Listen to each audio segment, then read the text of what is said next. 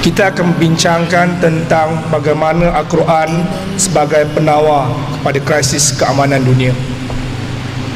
Dan bila bercakap tentang krisis keamanan, ia bukan sahaja dari sudut keamanan politik, tapi kita juga terancam dari sudut keamanan ekonomi dan juga keamanan sosial. Dan dalam hal ini,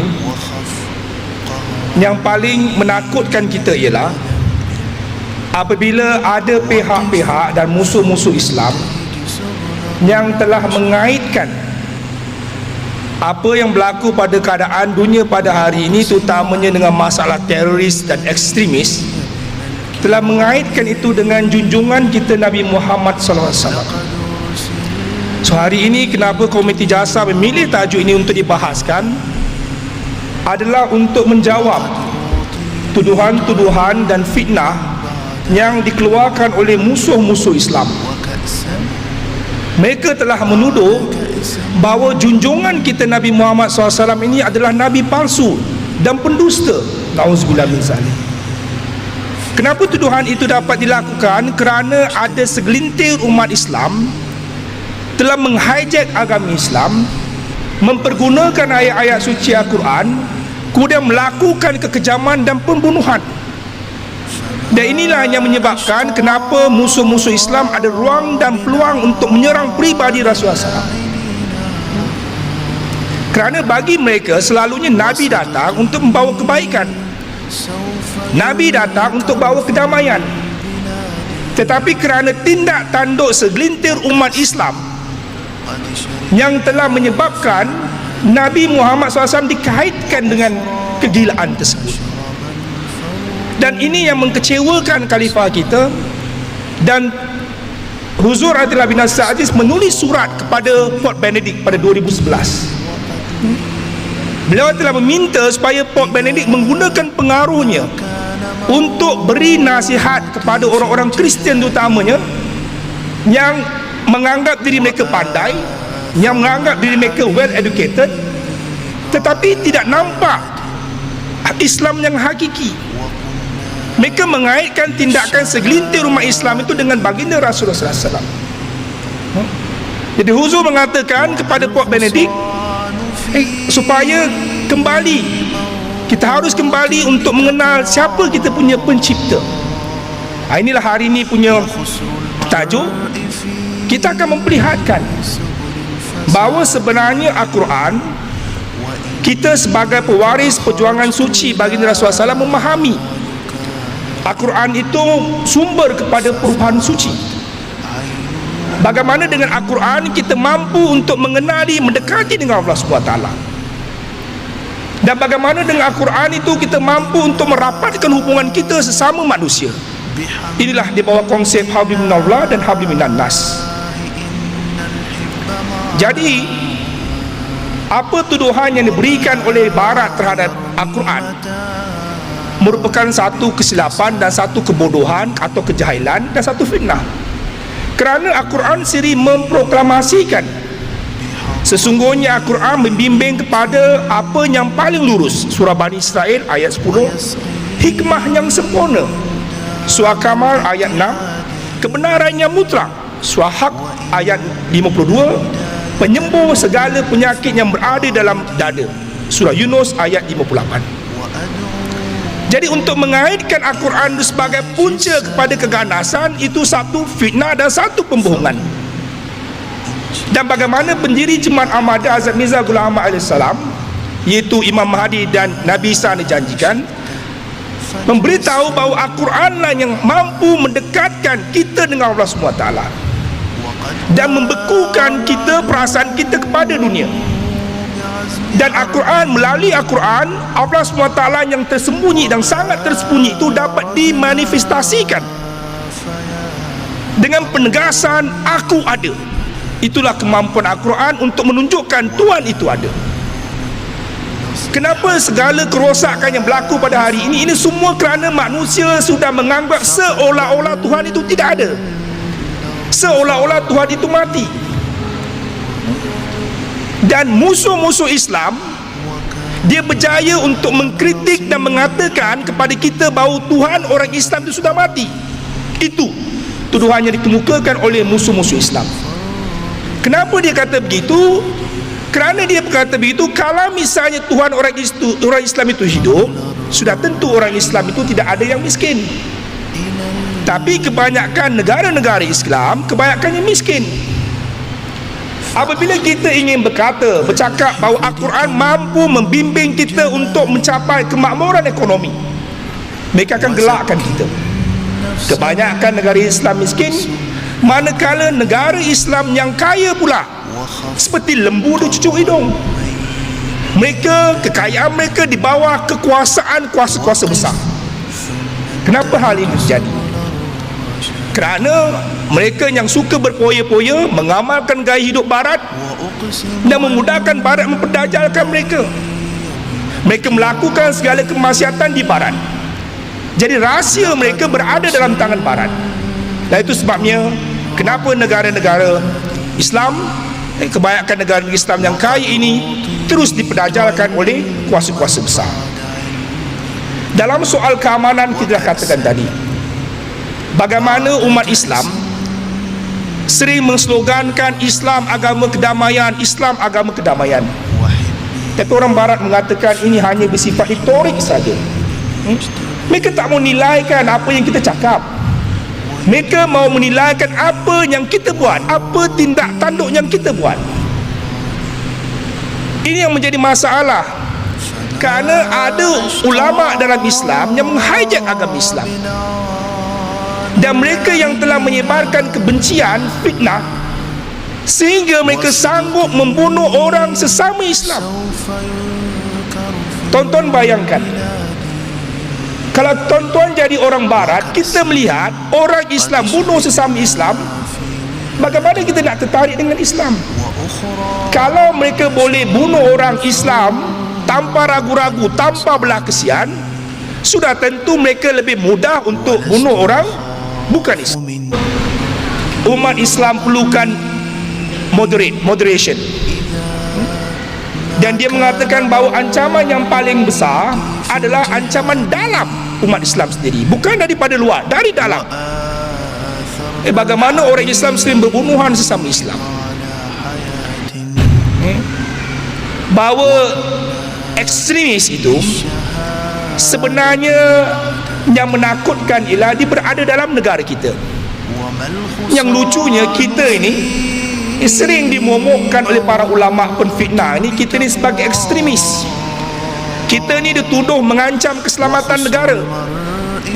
Kita nak share, kita akan tunjukkan pada hari ini siapa ekstremis, siapa sebenarnya yang harus diperhatikan, supaya dia tidak merebakkan, menghancurkan keamanan baik peringkat individu, peringkat masyarakat dan juga peringkat negara. Tuan-tuan dan puan-puan, untuk melihat, memahami perkara ini tak ada lain, kita harus melihat, semak kembali bagaimana sabda suci baginda Rasulullah SAW. Bagaimana baginda Rasulullah SAW memecahkan masalah ini. Kita sekarang bercakap bagaimana nak wujudkan keamanan. Untuk wujudkan keamanan, kita tidak mampu buat kalau kita tidak melihat sabda suci baginda Rasulullah SAW.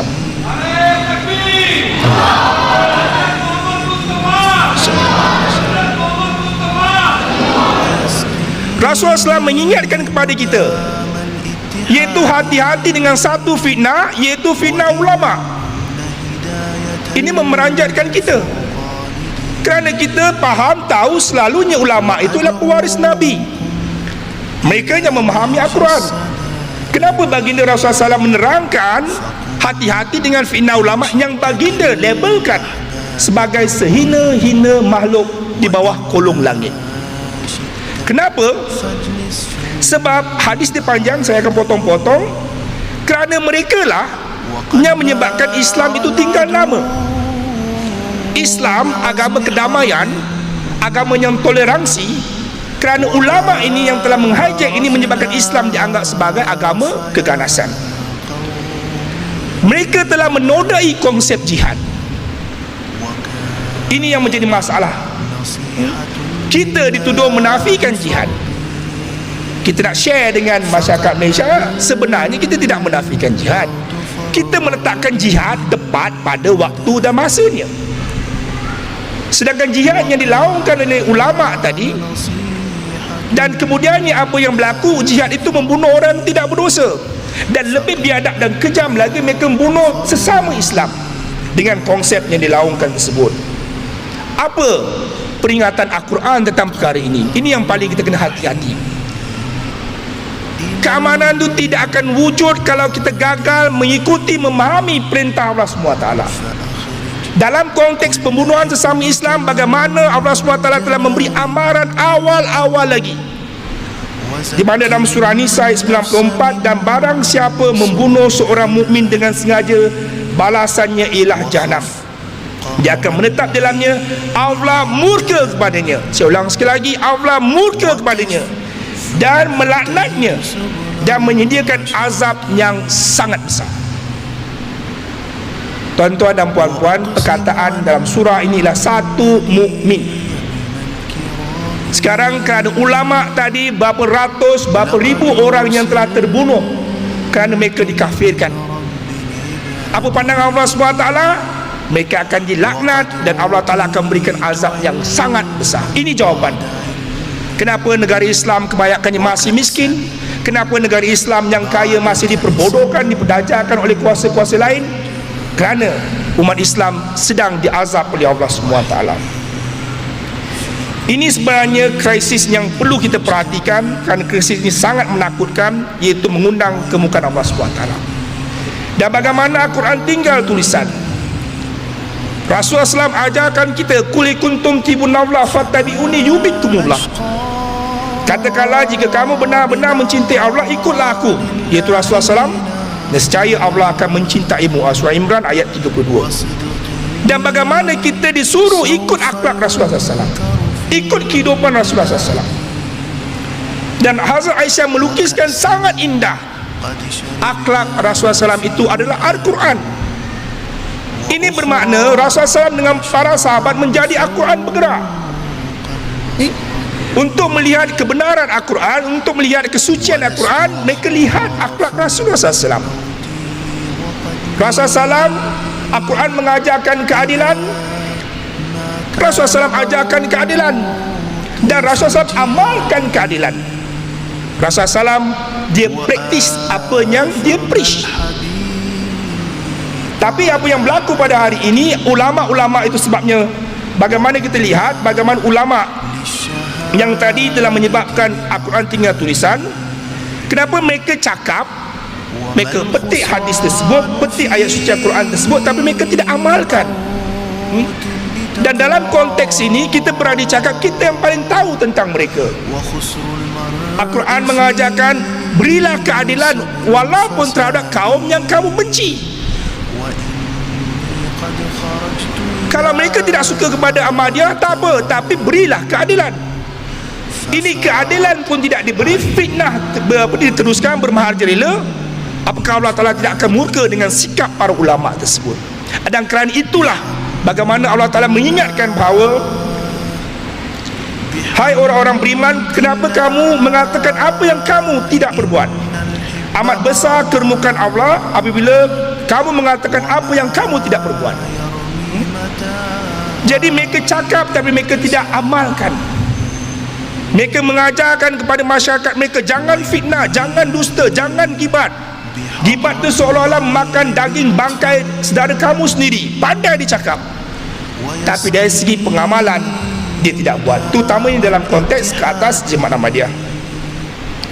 Itu sebabnya masjid-masjid makmur, dia mengatakan Qadiani ada Kaabah di India. Ini Kaabah.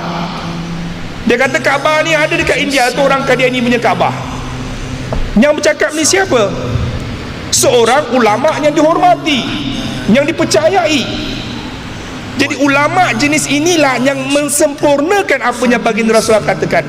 Dia adalah sehina-hina makhluk di bawah kolong langit. Kenapa? Kerana dia mengeluarkan fitnah, fitnah itu kembali kepada dia. Sampai hari ini dia diam, tidak dapat menjawab. Dia diam. Inilah kualiti ulama yang ada pada hari ini. Itu sebabnya hadis ini penting. Kenapa dia merupakan turning point untuk kebangkitan Islam, iaitu dalam hadis ini berjanji bahawa fitnah-fitnah itu akan kembali pada ulama tersebut. Jadi kalau misalnya masyarakat Islam di Malaysia terutamanya gagal untuk menggunakan segala prasarana yang Allah Ta'ala sediakan, Allah Ta'ala telah mempersiapkan berbagai prasarana untuk mereka mengkaji. Allah Ta'ala mempersiapkan kemajuan teknologi untuk mereka mengkaji. Dan sekarang ilmu pengetahuan, maklumat itu berada dalam genggaman dan hanya di ujung jari saja. Dan kalau mereka gagal,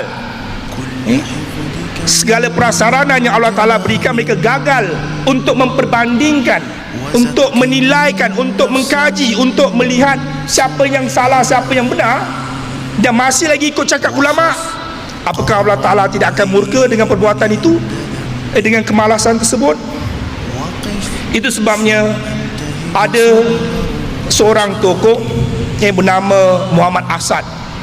Beliau ni seorang ulama besar. Sebenarnya beliau seorang Yahudi. Dia masuk Islam, dia jumpa Islam, dia cintai Islam, dia sangat mencintai Islam. Dalam satu dokumentari bertajuk Road to Mecca, beliau mengatakan bahawa orang Islam sebenarnya tidak deserve untuk terima Islam.